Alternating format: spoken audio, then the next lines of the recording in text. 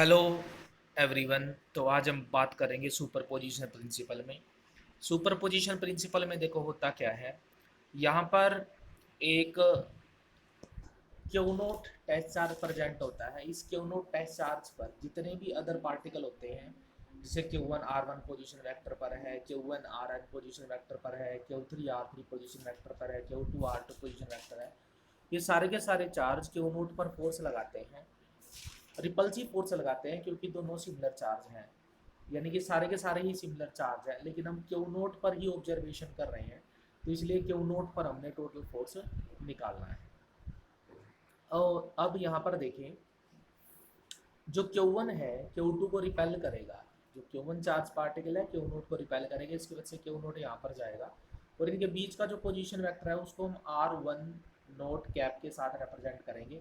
ऐसे ही जो Q2 और Q नोट का पोजीशन वेक्टर है उसको हमने R2 नोट के साथ रिप्रेजेंट किया। Q3 और Q नोट का जो पोजीशन वेक्टर है R3 नोट के साथ, Q1 और Q नोट का जो पोजीशन वेक्टर है उसको Rn नोट के साथ रिप्रेजेंट किया है।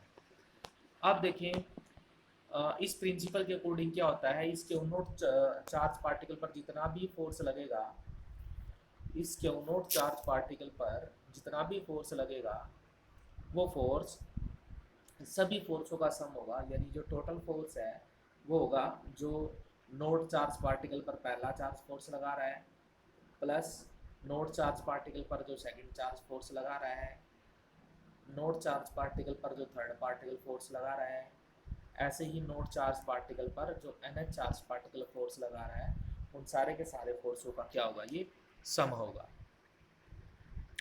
तो according to this principle, total force on a test charge particle is equal to sum of all the force on that charge particle due to the individual charge particle present at that time. तो Coulomb's law के according पता है आपको, जो force होता है वो चार्जों की मल्टीप्लाई और inversely proportional to square of distance between them. और क्यू नोट और क्यू वन के बारे में बात करें तो यहाँ पर देखें कि जो चार्जों की मल्टीप्लाई क्यू नोट और इनके बीच की जो डिस्टेंस है R10 है, तो इसलिए यहाँ पर आ गया Q1 Q2 R10 या R1 नोट का स्क्वायर R1 नोट का R1 नोट कैप। एक्चुअली ये डायरेक्शन शो करता है, ये यहाँ पर मैग्नीट्यूड शो कर रहा है, क्योंकि यहाँ पर वेक्टर है तो इसलिए हमने ये लगाया है। ऐसे ही एफ नोट टू के केस में 1/4 नोट चार्जों की multiply R20 square R20 cap हो जाएगा। ऐसे ही एफ नोट 3 के केस में और एफ नोट एन के केस में सिमिलर आएगा। जब हम टोटल फोर्स निकालते हैं तो हमें पता है हमारे पास मैथमेटिकल इक्वेशन ये होती है। तो मैथमेटिकल इक्वेशन के अकॉर्डिंग हमने सारी की सारी टर्म्स को ऐड कर दिया, और सारी टर्म को ऐड करने के बाद हमारे पास जो रिजल्ट आया है वो इसके इक्वल आया है।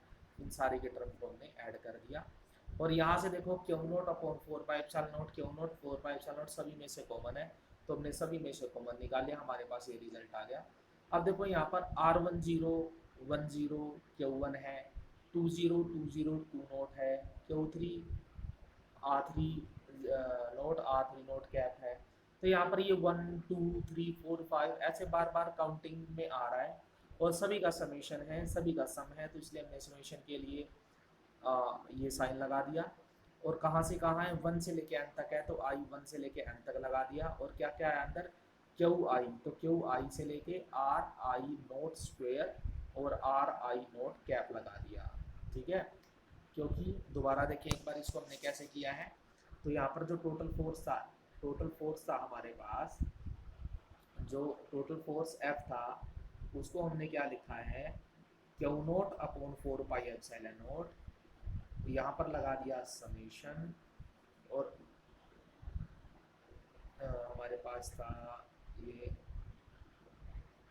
F is equal to q naught upon 4 pi epsilon naught, फिर हमने लगा दिया समेशन आई से लेके एन तक Q I upon are I note square R I note cap. देखो अगर आई की वैल्यू फर्स्ट पुट करोगे तो Q note charge particle Q one charge particle Q note पर फोर्स लगाया वो आ जाएगा। अगर आई की वैल्यू 2 पुट करोगे तो Q2 क्यू नोट पर फोर्स लगाएगा वो आ जाएगा। आई की वैल्यू 3 पुट करोगे तो Q3 क्यू नोट पर फोर्स लगाएगा वो आ जाएगा। तो इसलिए तो हमारा नेट फोर्स होगा वो इसके इक्वल होगा, जैसा कि आपको इस बॉक्स के अंदर शो हुआ है। तो आज हमने डिस्कस किया सुपर पोजिशन प्रिंसिपल, तो इसको आप अच्छी तरह से रिवाइज करें। ओके बेटा, थैंक यू।